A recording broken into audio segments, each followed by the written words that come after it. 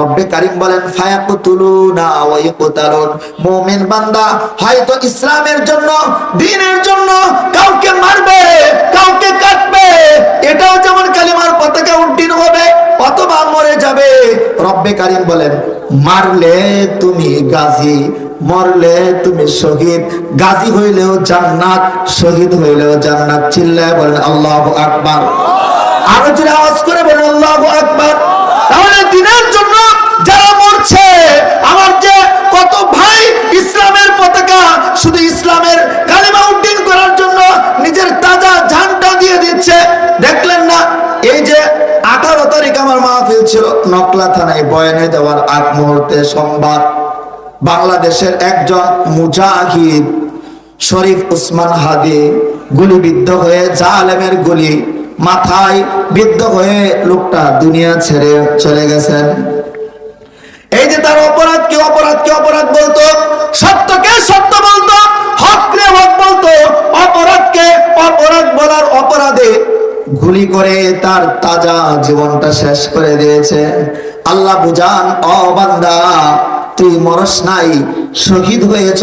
আর শহীদ শাহাদতের মর্যাদা তোমার জন্যই আমি রব্বে কারীম জান্নাতের উঁচু মাকাম রেখেছি। সুবহানাল্লাহ।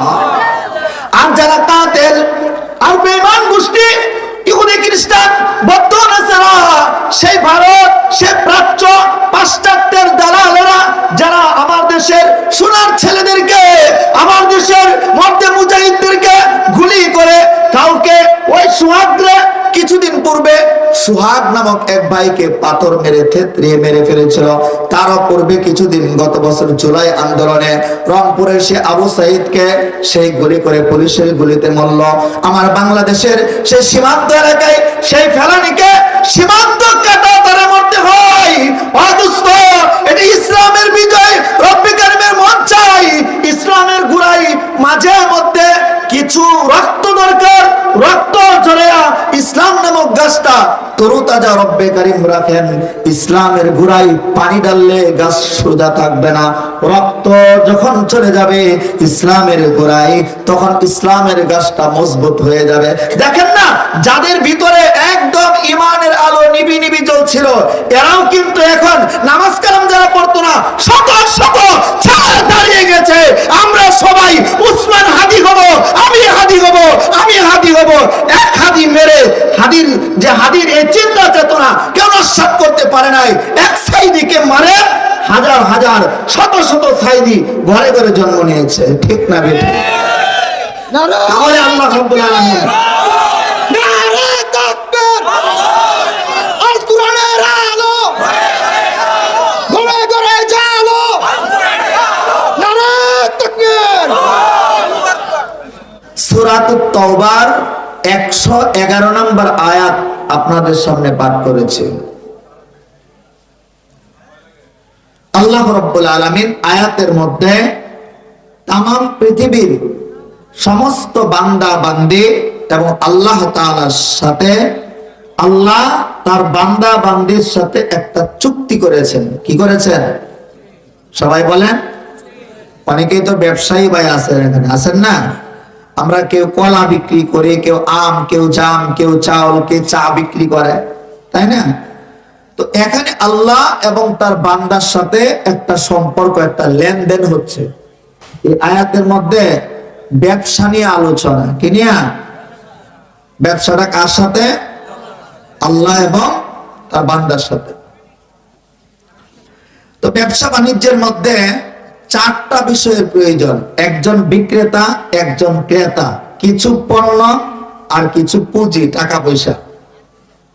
আয়াতের মধ্যে আল্লাহ তাআলা হচ্ছেন ক্রেতা। সুবহানাল্লাহ বলেন। আর তামাম পৃথিবীর সমস্ত বান্দা বান্দি হচ্ছে বিক্রেতা। বান্দা বান্দি কি বিক্রি করবে? পণ্য হচ্ছে জান আর মাল। জান আর মাল। আল্লাহ তাআলা যে আমাদের জান আর মাল নিবেন, বিনিময়ে কি দিবেন? জান্নাত। কি দিবেন? সবাই বলেন। আচ্ছা বলেন তো, ক্রেতা কে? সবাই বলেন, আওয়াজ করে বলেন, আরো জোরে বলেন। আমাদের কি কিনবেন? জান আর মাল। বিক্রেতা কারা? আমরা। বিক্রেতা কে? আমরা, সমস্ত মুমিন বান্দা। তো বিনিময় স্বরূপ আল্লাহ আমাদেরকে কি দিবেন? জান্নাত। আচ্ছা, আমাদের জান আর মাল যদি আল্লাহকে দেয়া দেই, বিনিময় যদি আল্লাহ তাআলা জান্নাত দেন, তাহলে কি আমরা ঠকবো নাকি জিতবো? সবাই বলেন, জিতবো না আমরা? তাহলে আজকের যে আমাদের লেনদেন, ব্যবসাটা, এটা কি জিতার নাকি লসের? লাভের না এটা? সবাই মনোযোগ দিয়ে একটু সময় শুনবেন ইনশাআল্লাহ। আল্লাহ রাব্বুল আলামিন বলেন, ইন্নাল্লাহা আশতারা মিনাল মুমিনিনা আনফুসাহুম ওয়া আমওয়ালাহুম বিআন্না লাহুমুল জান্নাহ।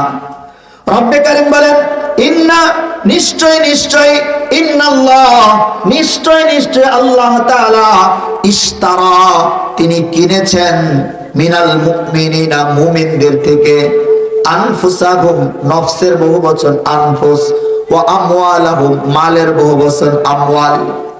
রব্বে কারীম তামাম পৃথিবীর সমস্ত মুমিন বান্দা বান্দি থেকে ক্রয় করেছেন জান আর মাল। বিনিময়ে রব্বে কারীম বলেন, বিআন্না লাহুমুল জান্নাহ, এই মুমিন বান্দা বান্দীদের জান আর মাল আমি আল্লাহ কিনে, আমি আল্লাহ খুশি হইয়া পুঁজি স্বরূপ জান্নাত দান করে দিলাম। সুবহানাল্লাহ। আয়াতের মধ্যে কি বুঝলাম? ক্রেতা হচ্ছেন আল্লাহ, বিক্রেতা হচ্ছেন মুমিন বান্দা।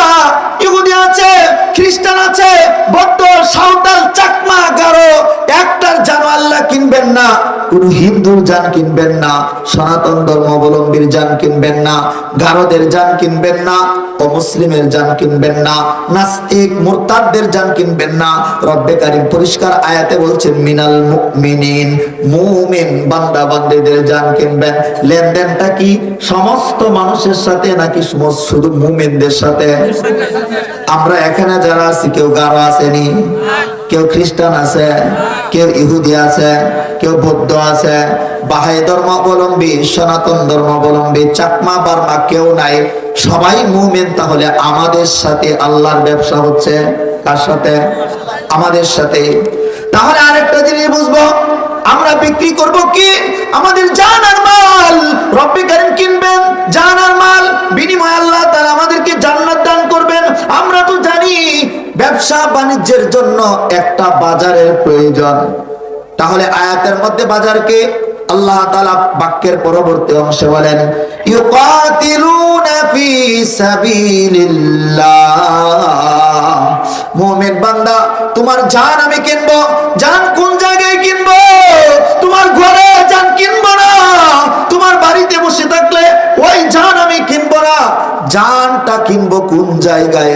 রব্বে কারীম বলেন, ইউকাতিলুনা ফি সাবিলিল্লাহ।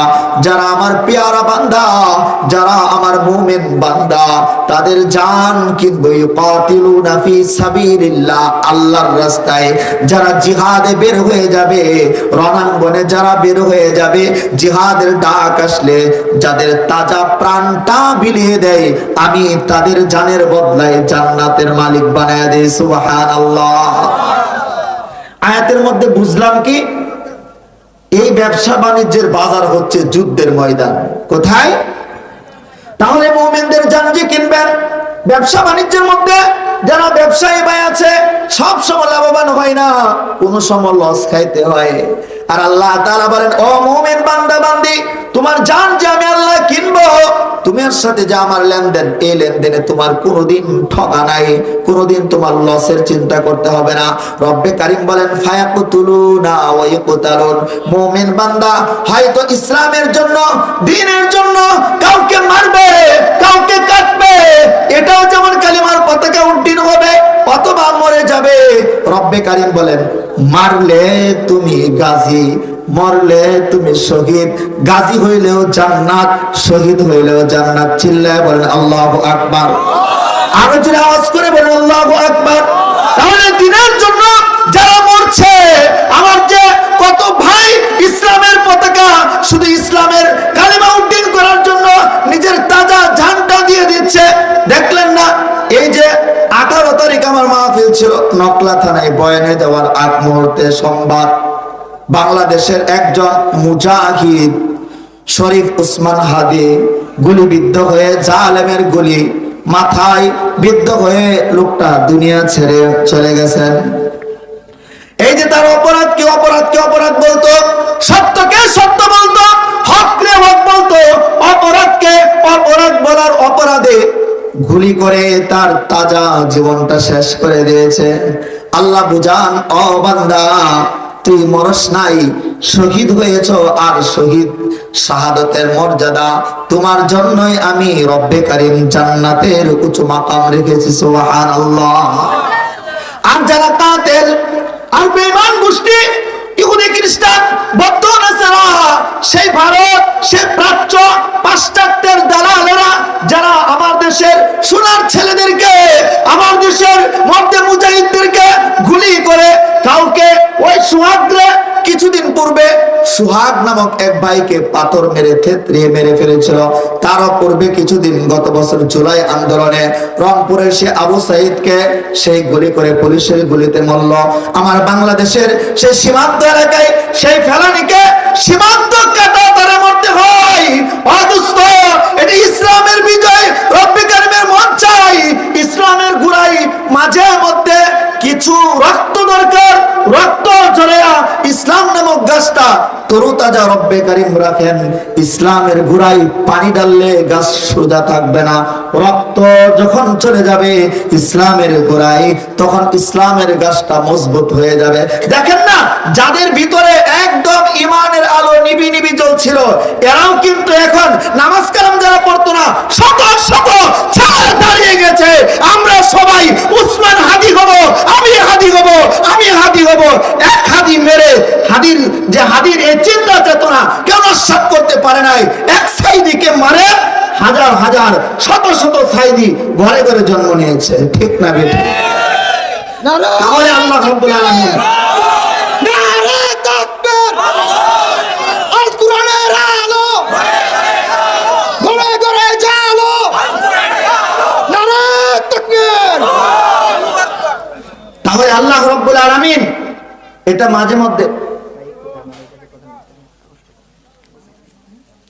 তো আল্লাহ রাব্বুল আলামিন এটা চান, রব্বে কারীম যে চান যে ইসলামের গোড়ায় রক্ত দরকার, রক্ত। ইসলামের গোড়ায় কি দরকার? রক্ত দরকার। তো আল্লাহ তাআলা কিছু মর্দে মুজাহিদের রক্ত ঝরায়া ইসলাম নামক বৃক্ষটা তরুতাজা রাখেন। সুবহানাল্লাহ। আল্লাহ বলে, ও বান্দা, হয়তো যুদ্ধের ময়দানে মরবা শহীদ, অথবা মারবা তুমি গাজী, মরলেও জান্নাত, মারলেও জান্নাত। সুবহানাল্লাহ। ব্যবসাটা কি লাভের না লসের? সবাই বলে।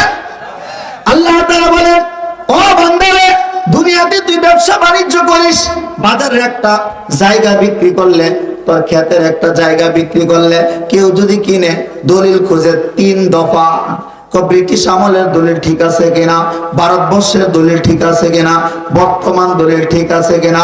আল্লাহ তাআলা বলেন, আর আমি আল্লাহর সাথে বান্দা তোমার তাজা প্রাণটা বিক্রি করে দেবা, তোমার সবচেয়ে তোমার প্রিয় সম্পদ আমি আল্লাহর জন্য ব্যয় করে দিবা, আর এটার কোনো দলিল থাকবে না, তা হতে পারে না। আল্লাহ ওয়াদা করেন, বান্দা শোন শোন, আমি আল্লাহর ওয়াদা তোর জান দিবে, তোর মাল দিবে, আমি আল্লাহর ওয়াদা তোরে আমি জান্নাত দিব।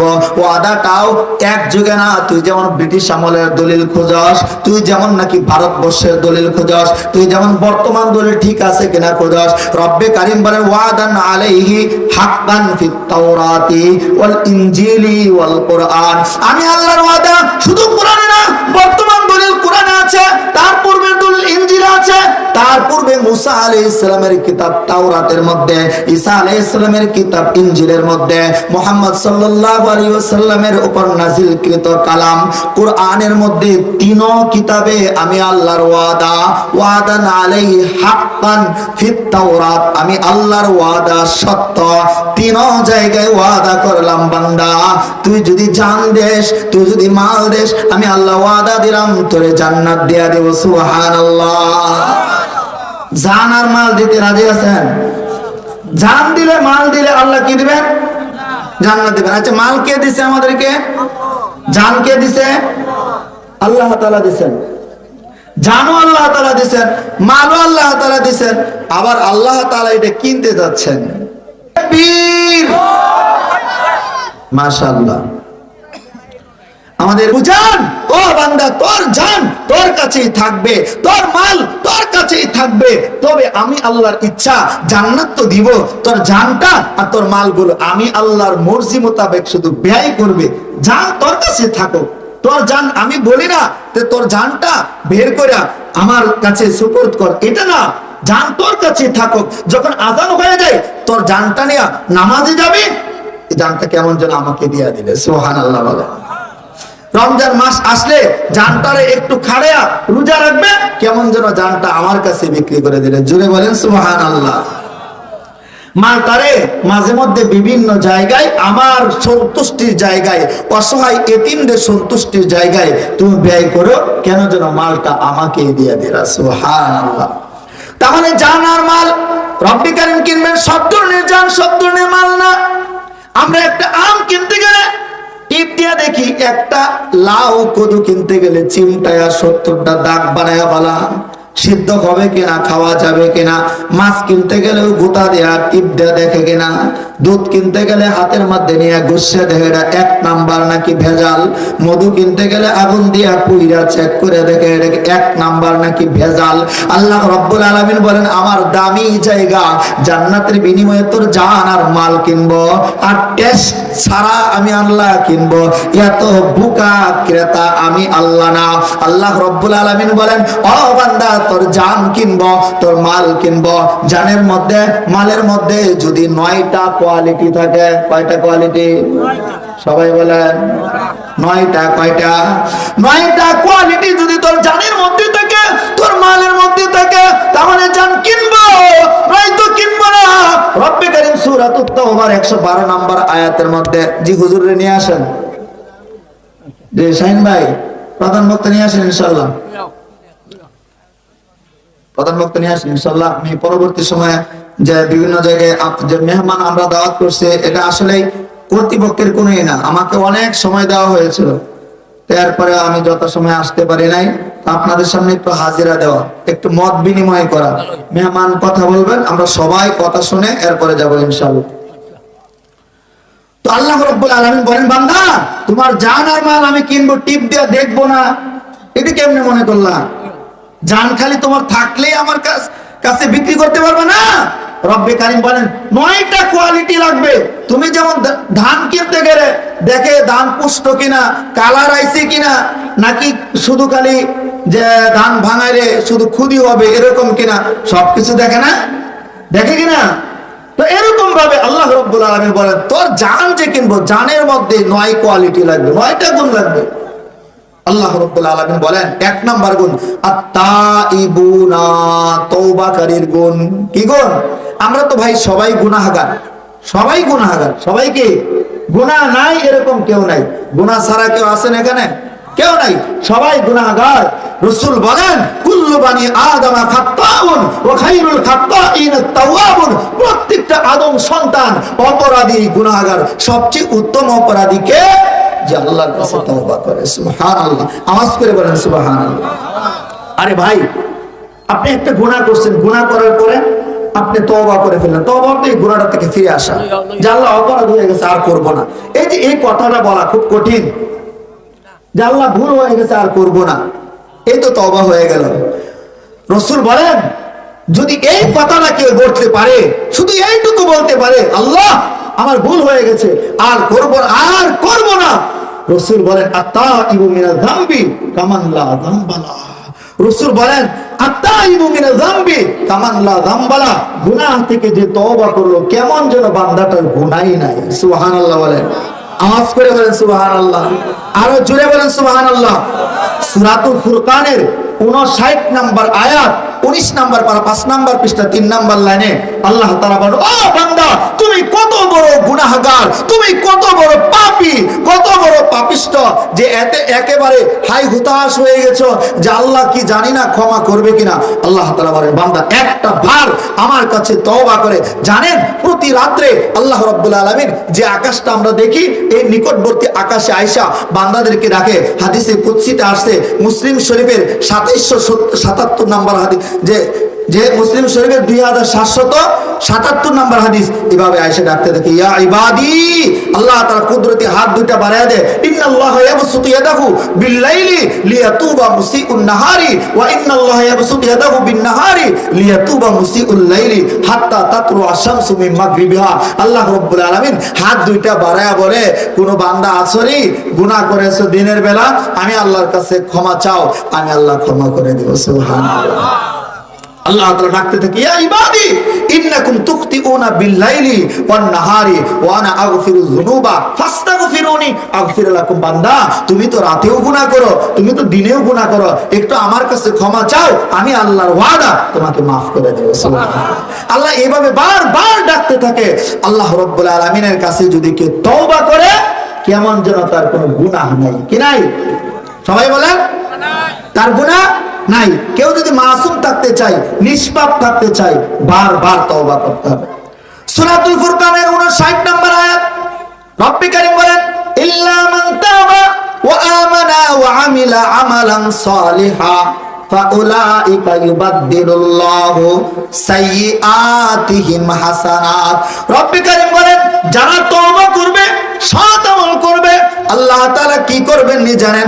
তওবা করলো, তওবা করার পরে আর এখন মদ পান করে না, তওবা করার পরে আর সুদের খাতায় স্বাক্ষর করে না, তওবা করার পরে আর ঘুষের খাতায় স্বাক্ষর করে না, তওবা করার পরে আর নামাজ ছাড়ে না, আর রোজা ছাড়ে না, তওবা করার পরে আর গুনাহ করে না। আল্লাহ রাব্বুল আলামিন বলেন, বান্দারে, তোর জীবনে 60 বছর যদি মদ পান করে থাকিস, ও বান্দারে, তোর জীবনে 70 বছর যদি তুই নামাজ ছাড়ার গুনাহ করে থাকিস, বান্দারে, আমি আল্লাহর ওয়াদা, আজকে যদি তওবা করলি বান্দা, তোর সমস্ত গুনাহগুলো এক চাপ দিয়া ওয়াল ডিলাইটের মতো, যে মোবাইলে যেরকম আপনি আমার সবগুলো অপশন ডিলাইট করার দুইটা সিস্টেম, একটা একটা করে মার্ক কইরা আমরা ডিলাইট করতে পারি, আবার সবগুলো মার্ক কইরা ওয়াল ডিলাইটে একটা চাপ দিলে একেবারে সব অপশন যেমন নাকি শেষ হয়ে যা, ফিনিশ হয়ে যা, ঠিক তেমনি ভাবে আল্লাহ তাআলা বোঝান, বান্দারে, আমার কাছে তওবা করবে, আমি আল্লাহ যাবতীয় 70 বছরের, 60 বছরের, 50 বছরের গুনাহগুলো একত্রিত কইরা ওয়াল ডিলাইটে একটা চাপ দিব, সাথে সাথে সব গুনাহ মাফ। সুবহানাল্লাহ।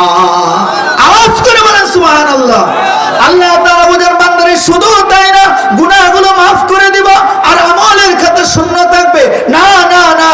রব্বে কারীম বলেন, ফাউলাইকা ইউবাদদিলুল্লাহু সাইয়্যাতিহিম হাসানাত। বান্দারে, আগে 70 বছরে যদি 70 কোটি গুনাহ তুমি ছিলা, গুনার মালিক ছিলা, তওবা করার পরে সব গুনাহগুলো নেকি দিয়া বদলায় দিলাম।